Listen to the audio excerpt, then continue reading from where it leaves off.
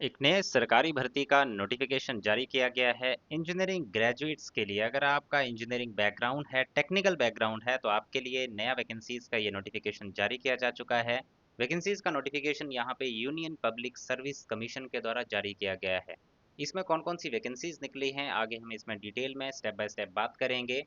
तो आते हैं सबसे पहले जो पोस्ट है, सबसे पहली जो पोस्ट यहाँ पे जारी की गई है उसके ऊपर बात करते हैं। तो यहाँ पे जैसा कि आप देख सकते हैं यूपीएससी के द्वारा ये नोटिफिकेशन जारी किया गया है, जिसका एडवर्टीजमेंट नंबर है 3/2026। 03/2026 का ये नोटिफिकेशन है। यूपीएससी के द्वारा ये पूरी प्रोसेस कंडक्ट करवाई जा रही है।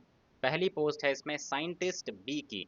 साइंटिस्ट बी मैकेनिकल की नेशनल टेस्ट हाउस में ये वैकेंसी है, जो कि department of consumer affairs, ministry of consumer affairs में जो है वो उसके अंतर्गत कार्य करता है। सेंट्रल गवर्नमेंट जॉब का ये नोटिफिकेशन है, यानी कि भारत सरकार के अंतर्गत सीधे आप यहाँ पे कार्य करेंगे और सीधी आपकी नौकरी होगी भारत सरकार में। सेंट्रल जॉब है। इसमें अगर बात करें तो जो डिसेबल कैंडिडेट हैं उनके लिए भी ये वैकेंसी जारी की गई है।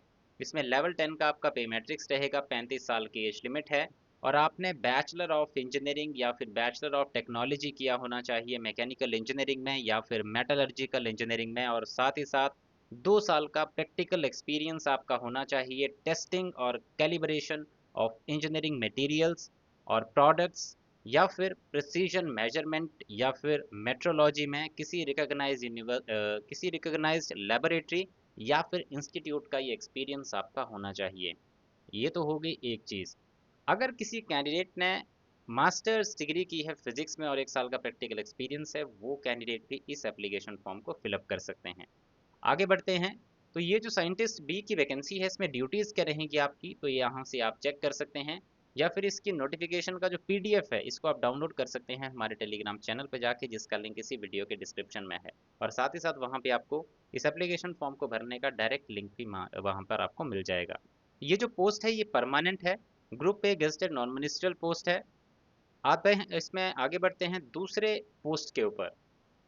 दूसरी जो पोस्ट यहाँ पे जारी की गई है वो है साइंटिफिक ऑफिसर नॉन डिस्क्रिप्टिव की, डिस्ट्रक्टिव की, और नेशनल टेस्ट हाउस में दोबारा से ये वैकेंसी जारी की गई है। इसमें पीडब्ल्यूबीडी कैंडिडेट्स भी एप्लीकेशन फॉर्म भर सकते हैं। कौन सी कैटेगरी एलिजिबल है वो आप इस टेबल में देख पाएंगे। पूरी जानकारी इसकी नोटिफिकेशन पीडीएफ ज़रूर डाउनलोड कर लीजिएगा ताकि पूरी एलिजिबिलिटी आप कंफर्म कर सकें। लेवल 8 का पे मैट्रिक्स रहेगा। 33 साल एज लिमिट यहाँ पे रखी गई है। ओबीसी के लिए ये पोस्ट रिजर्व है। और इसमें जो है आपने या तो मास्टर्स डिग्री किया हो फिजिक्स में, या फिर डिग्री किया हो इलेक्ट्रिकल इंजीनियरिंग में, या फिर मैकेनिकल इंजीनियरिंग में, या फिर मेटलर्जी में, और 1 साल का एक्सपीरियंस आपके पास नॉन डिस्ट्रक्टिव टेस्टिंग लेबोरेटरी का होना चाहिए, या फिर 1 साल का एक्सपीरियंस आपका होना चाहिए एक्सरे डिफ्रैक्शन में, या फिर investigator work on failure engineering materials by non destructive and metallographic methods of testing में।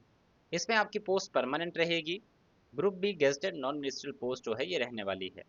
नेक्स्ट जो पोस्ट है आपकी, वो है आपकी सुपरिंटेंडिंग आर्कियोलॉजिकल इंजीनियर की, और ये पोस्ट है archaeological survey of India ministry of culture के अंतर्गत। और यहाँ पे जो वैकेंसीज हैं, यहाँ पे भी डिसेबल कैंडिडेट एप्लीकेशन फॉर्म भर सकते हैं। लेवल 11 का पे मैट्रिक्स रहेगा। 40 साल एज लिमिट है, और अगर आप डिसेबल कैंडिडेट हैं तो 50 साल का एज लिमिट है। इसके लिए आपने बैचलर्स डिग्री किया होना चाहिए सिविल इंजीनियरिंग का, और 8 साल का एक्सपीरियंस आपका होना चाहिए planning, execution and supervision of civil engineering works, किसी गवर्नमेंट सेक्टर या फिर किसी आर्कियोलॉजिकल या हेरिटेज साइट्स का। ये पोस्ट भी परमानेंट रहेगी। Group A gazetted non ministerial post जो है आपकी रहने वाली है। नेक्स्ट जो पोस्ट है आपकी, ये है assistant professor civil engineering survey, और ये पोस्ट निकली है college of military engineering Pune ministry of defence के अंतर्गत। और इसके लिए भी डिसेबल कैंडिडेट जो हैं एप्लीकेशन फॉर्म भर सकते हैं। लेवल 10 का पे मैट्रिक्स रहेगा। ओबीसी रिजर्व सीट है। 38 साल का इसमें आपका एज लिमिट क्राइटेरिया रखा गया है। बीई बीटेक किया होना चाहिए सिविल इंजीनियरिंग में, और साथ ही साथ मास्टर्स ऑफ इंजीनियरिंग या फिर मास्टर ऑफ टेक्नोलॉजी आपने किया होना चाहिए सिविल इंजीनियरिंग में, जिसमें geo informatics and surveying technology आते हैं।